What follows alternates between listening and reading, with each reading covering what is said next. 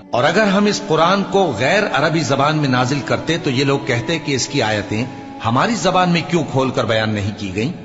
کیا خوب کہ قرآن تو عجمی اور مخاطب عربی۔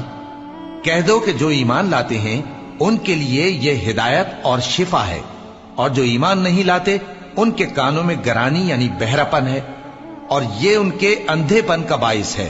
ان کو گویا دور کی جگہ سے آواز دی جاتی ہے۔ اور ہم نے موسیٰ کو کتاب دی، پھر اس میں اختلاف کیا گیا، اور اگر تمہارے پروردگار کی طرف سے ایک بات پہلے نہ ٹھہر چکی ہوتی تو ان میں فیصلہ کر دیا جاتا۔ اور یہ اس قرآن کی طرف سے بڑے بھاری شک میں پڑے ہیں۔